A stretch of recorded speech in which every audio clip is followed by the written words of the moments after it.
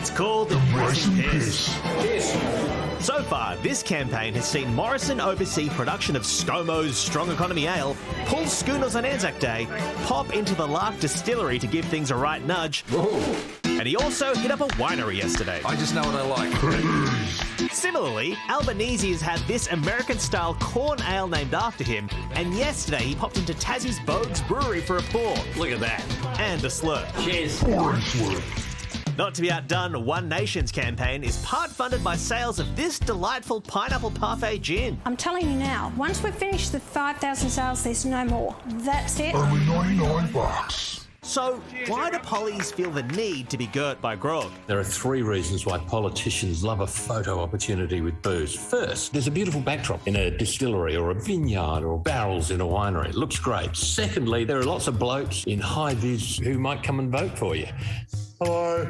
And third, alcohol makes people seem more attractive. So if you've got a whole factory of it, maybe that'll even work for a politician.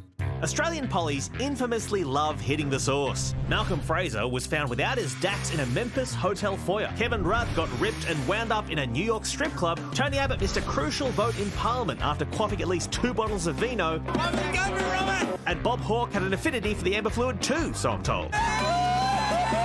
Bob Hawke's motivation was that he loved doing it, and people loved him for it. He was sincere about it. And look, mingling in pubs doesn't always go well. Look, mate, get out of my way. But in contrast, when you take booze away, things can get dangerously lame. Tea?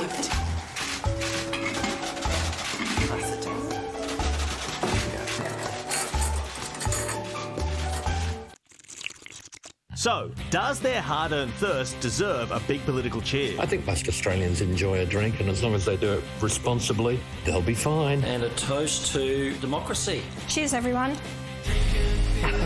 Hang on, this is no surprise at all because this goes back to the very establishment of the colony. I mean, when Arthur set up the colony, they've been drinking, it was the rum trade. You know, and we've had a strong association with alcohol since the establishment of the colony. But what I beg to question is, could a First Nations candidate get away with it? What do you mean? Well, going on the big, the booze trail, so to speak. Yeah. So when the politicians now, they're all running to far north Queensland, your part of the world, because they want these sort of marginal seats to swing their way. If they come from like inner city Sydney or Melbourne and they turn up in FNQ and they pull a pint or they try sample a local ale, do you think it convinces anyone? Yeah, look, not so much these days, I think. I mean, you know, the pubs were such had a social status in around, you know, in the community. Yeah.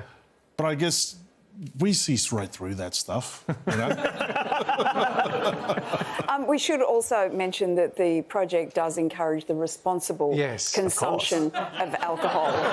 Just to be clear. Of course.